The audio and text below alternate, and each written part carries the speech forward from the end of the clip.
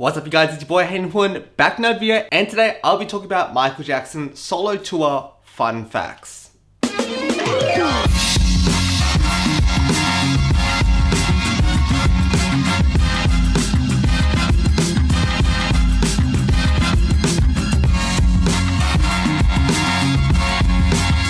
Now originally I had plans kind of like doing each video as a different tour, but I thought this would be much more easier. I know it's probably going to be a long video, but yeah, these are well-researched facts. I'm probably missing a few facts when I was doing my research, but overall, this is the Bad, Dangerous, and History World Tour facts. Look, I know it's going to be a long video, and that I might have missed some information that I was doing my research, but you know, there's a lot to cover in terms of these tours. There's a lot to cover in terms of these tours, especially like the costumes, logistics, the different cities and all that stuff. So this is going to be probably a broad overview of what actually happened in the Bad, Dangerous, and History World Tour respectively. I actually got most of the facts on my phone, so I'll be reading off that. But yeah, grab some popcorn, have a drink, and let's get started on the Bad World Tour. And just for fun, for each tour, I'm going to be dressing in the main costume. So I've got the Bad Tour. As you can see, there's a bit of modifications. I removed kind of like the buckles off because it just kind of got in the way and it kept on breaking. So this is kind of like a combination between the 87 to the second leg of the Bad World Tour. I might get a new one because this is a bit tight.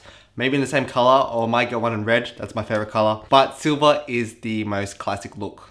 Alright, so this is the Bad World Tour. So it says, the Bad World Tour, which took place between September 1987 and December 1988, earned Jackson 2 spots in the Guinness Book of World Records.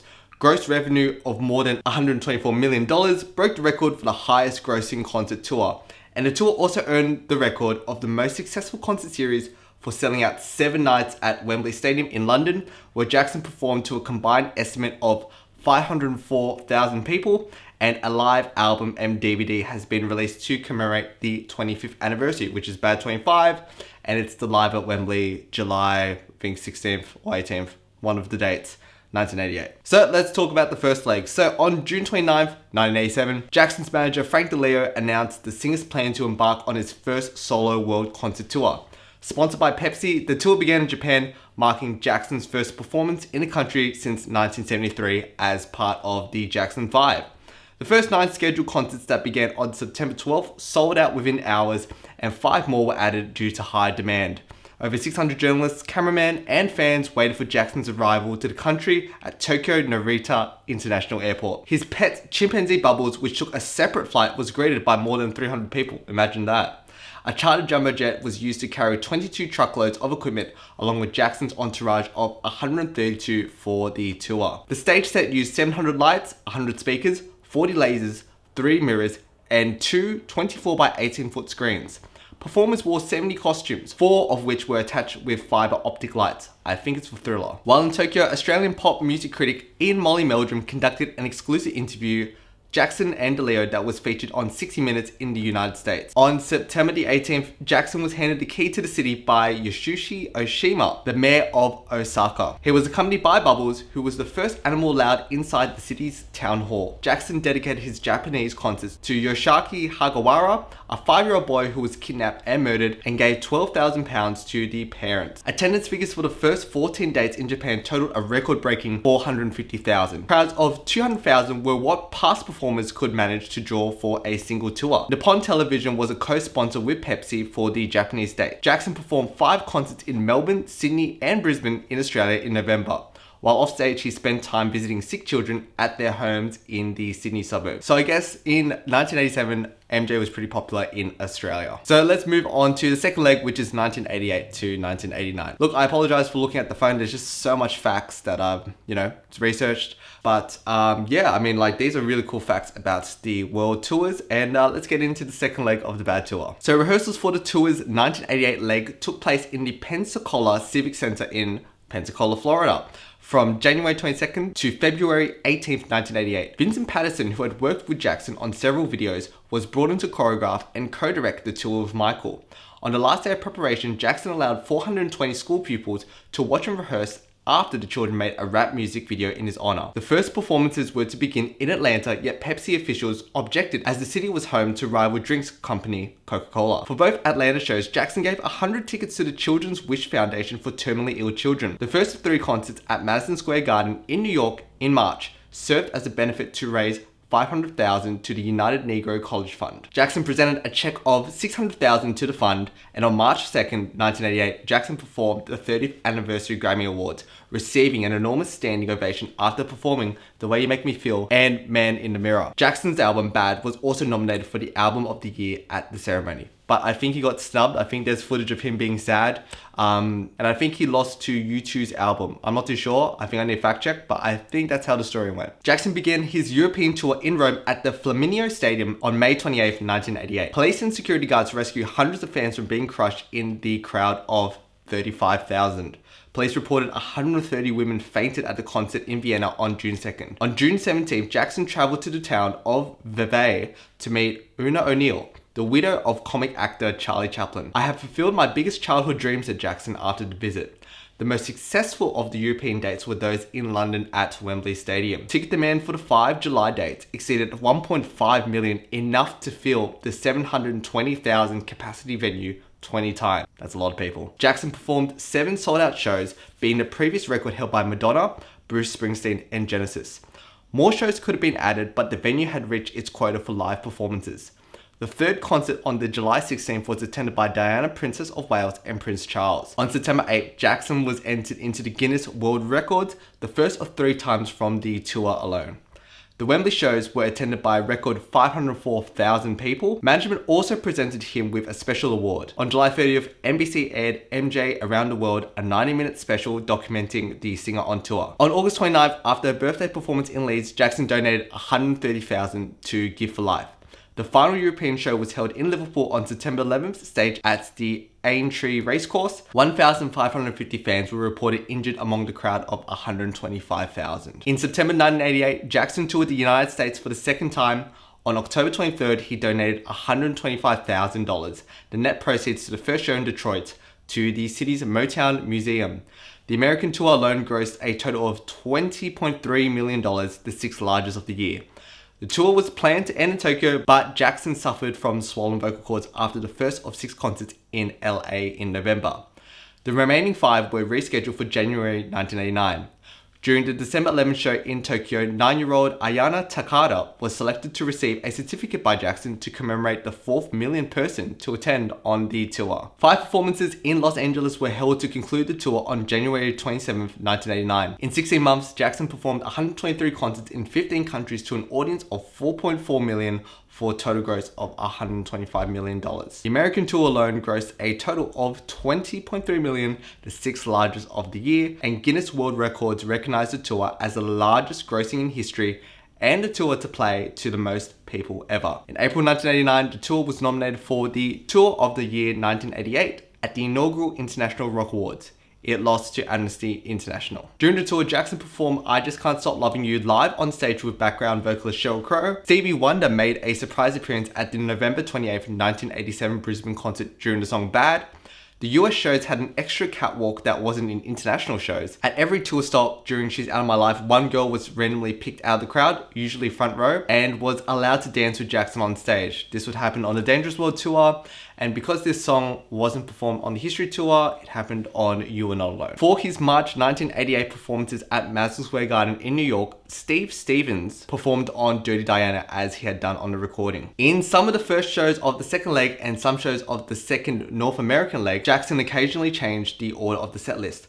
Usually 2 or more songs of the first 9 songs would be moved, such as Human Nature and Smooth Criminal, being played directly after Another Part of Me instead of after Rock Review. Shows where this alternate setlist order can be seen include the last concert of the tour in Los Angeles, the first Madison Square Garden show, and the December Tokyo Dome shows. The Bad Groove interlude involved the band playing an extended instrumental of It's Gonna Be a Beautiful Night by Prince from his 1987 Sign of the Times.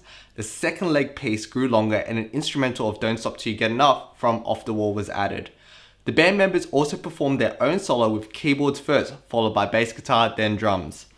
During the second leg, spots in the interlude session varied, such as the additional solo from the guitarist John Clark. The Way You Make Me Feel was taken out of the setlist on rare occasions due to some of the shows starting late or unknown reasons.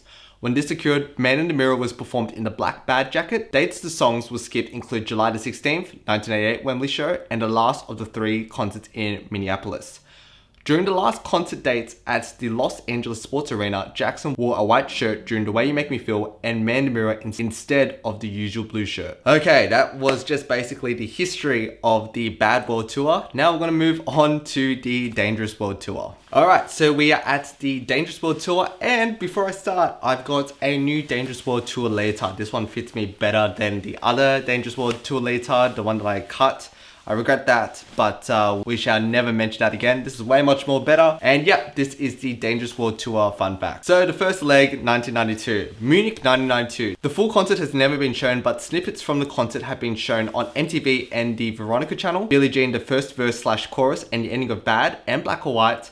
Billie Jean has 3 different versions. One by MTV as a special, the other, which is also MTV, on the Dangerous Diaries documentary, and the other version shown on Channel 4 and the Veronica channel. Both MTV versions have a snippet of Jackson's original a cappella recording for his Billie Jean placed over his live vocals when Jackson throws his fedora at the end of the performance, whilst the Channel 4 / Veronica versions retain original live vocals while also having different camera angles.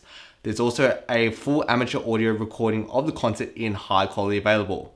Rotterdam 1992. The 2 snippets from the first show included Jam and Wanna Be Started Something, both taken from news reports. A full amateur audio recording of the second show is also available. Rome 1992. 1 snippet of Jam and 2 snippets of Wanna Be Started Something are available. A near full amateur audio recording of the concert is also available. And this is also, I think this is correct. Jam is performed without the belt. It's really cool seeing it. I know it's a bit of a little snippet, but yeah, Jam is performed without the shoulder belt as well as the waist belt. Monza 1992. No professional film recordings exist from either show. There are, however, 2 amateur filmed recordings from both shows. The first one from the first show is only 40 minutes long, while the second one is the actual full recording from the second show. Cologne 1992. A snippet of Jam and an almost full performance of Billie Jean are available professionally. A near full amateur video recording exists, and also a complete amateur recording. But that's missing the Jackson 5 medley, so it's almost full. Okay, Oslo 1992, that's been fully leaked, but when I researched this, it says 30 minutes of pro footage was unofficially leaked. I remember that was like 2016, with the footage bearing with the MJ Beats logo. So this is kind of like a bit outdated. I think I wrote these facts when I was like back in high school, and then I kind of modified and updated it. I guess a bit of a footnote here, some facts may be incorrect or a bit updated, but we're still doing this video.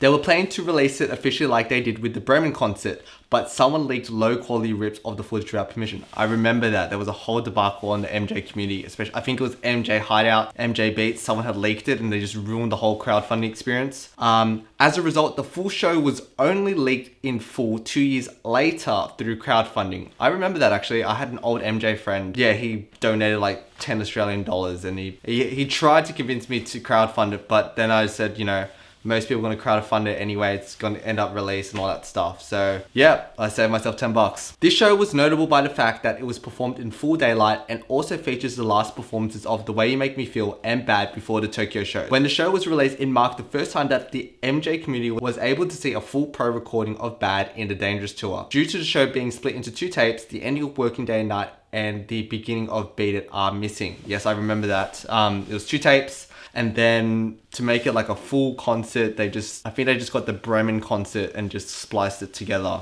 to make it look like it's more full. Stockholm 1992, full amateur videos recording from both shows in Stockholm are available. 2 snippets from the first show are also available. Copenhagen 1992. Now, footnote here that, you know, the full show, I think it was crowdfunding. Yeah, it was crowdfunding. The full show basically exists online, but according to these notes, Jam and Wanna Be Started Something snippets are available. A full pro recording is known to exist, but yet to be shared online. It's now online. Bremen 1992, leaked by MJ Beats in November 2015. I remember that. This show is notable for missing some of the special effects used during the 1992 shows. Also, the Rocket Man finale is missing from the tape. And here are some miscellaneous facts from the 1992 leg.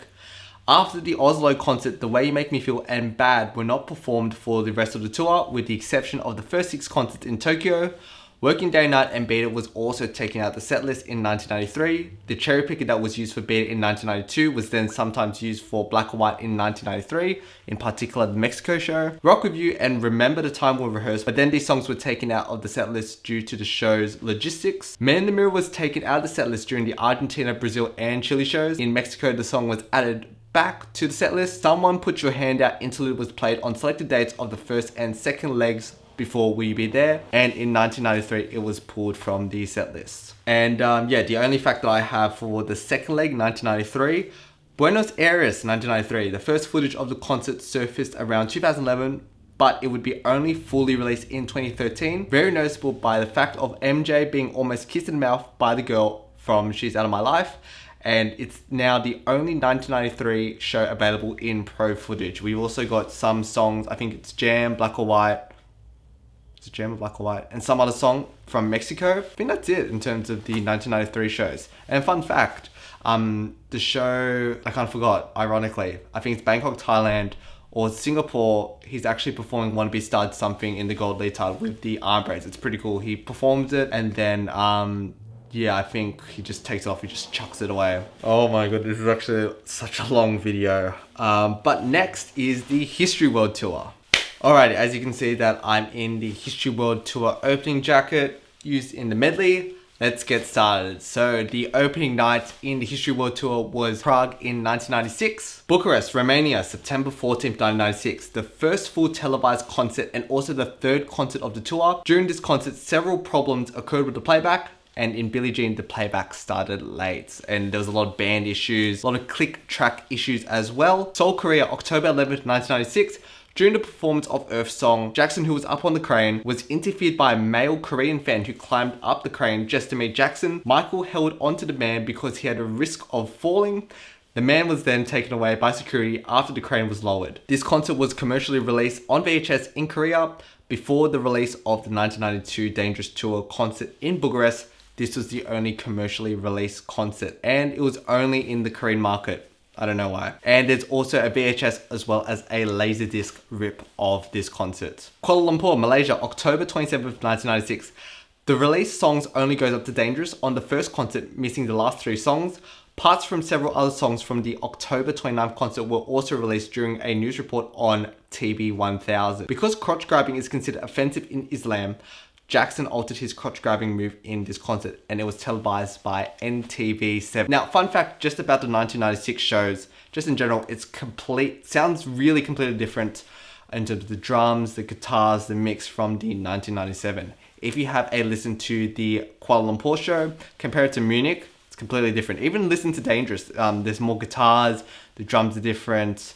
And yeah, just overall the whole mixing, it's like almost listening to 2 different songs. Auckland, New Zealand, November 9th, 1996. The Billie Jean performance here differed from all the other released concerts in that the chorus was repeated near the end of the dance sequence. Now, because of this, I think MJ actually got fined because the concert was going way too long.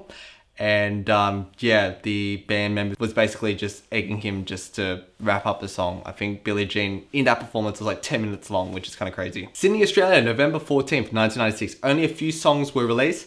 Just a few hours after the performance, Jackson married Debbie Rowe in a civil ceremony in his presidential suite at the Sheraton on the Park Hotel. Not gonna lie, I work at Channel 9. They broadcasted that concert. Who knows? I might have a copy. I'm only kidding. I don't have a copy. I don't have coffee. And plus, I think it's going to be a trek to grab that coffee anyway. Manila, Philippines, December 8th, 1996. Televised by 2 different channels, WET-TV, which is Channel 5, and the GMA network. The Channel 5 version fades after each song. There's no intro to Billie Jean, but it's in a higher quality than the GMA version, to which the audio sounds different. Bandar Seri Begawan, Brunei, December 31, 1996. Never televised but performed for the Sultan as with the preceding royal concert in July. However, copies of the performance have been given to and kept secret by private collectors. In October 2008, a poor quality VCD copy was uploaded on the internet. Like Malaysia, people in Brunei are primarily Muslim, and crotch grabbing was also removed in this concert and also obscured by different camera angles. This concert is also noted for the first time of Scream being sung live and ad-libs in The Way You Make Me Feel. Okay, this is the second leg, 1997. July 4th and 6th, 1997, Olympic Stadium in Munich, Germany. Jackson planned upon filming this concert for a DVD release by Christmas time, so more camera angles including individual crowd shots were used, and the audio was later remastered heavily to emphasize the percussion and audience sounds. This concert was also an early experiment by Jackson with high-definition cameras. The release was ultimately cancelled due to Jackson's dissatisfaction of the behind-the-scenes filming. However, the performance was televised extensively in many different countries, making it one of the most readily available concerts.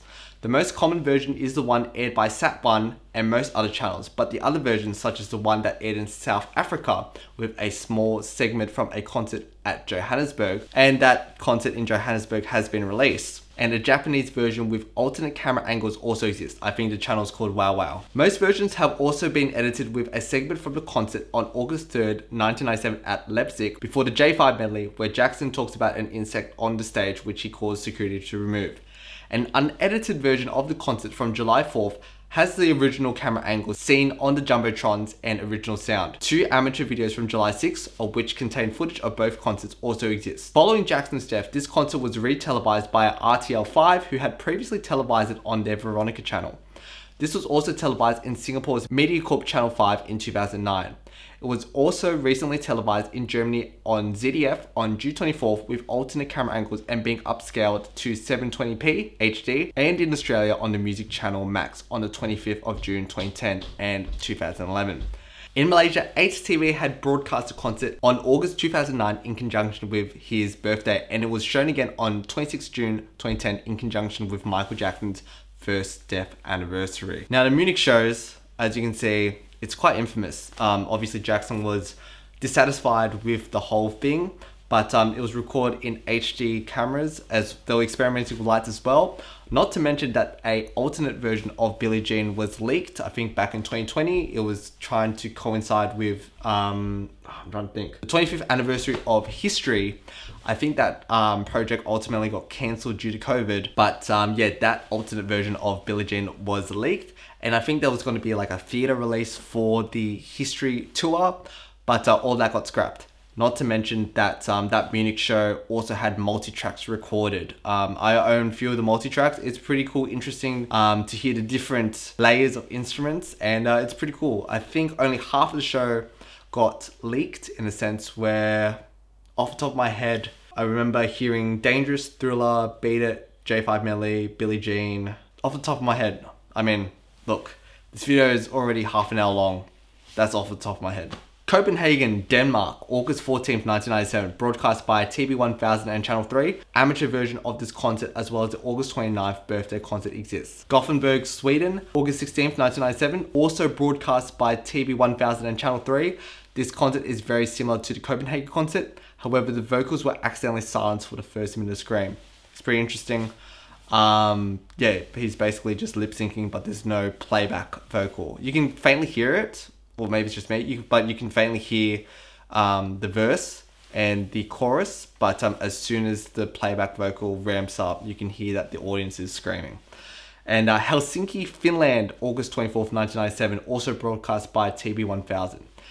That's the end of my notes, but I think that I'm missing the Johannesburg concert. Yeah, the Johannesburg concert, I think that's the most recent leak of a History tour in full. That was done by MJ Beats, I think around in 2018, I think, or 2017. It's not that recent, but I remember when that leaked. Oh, I forgot to mention Basel, Switzerland, 1997, that leaked by MJ Beats. Look, I'm kind of jumping all over the place in terms of my facts now, but hopefully that this was a treasure trove, so to speak, of MJ facts. This is going to be a long video. I'm just looking at my camera. It's almost 35 minutes long, but yeah. And this is just like the tip of the iceberg of the facts I've researched. I know that I missed a lot, and I know that there's things that I haven't covered. Look, I've covered many facts on this channel anyway. But yeah, hope you enjoy, like and subscribe, enjoy the facts, and I'll see you in the next video. Catch you around.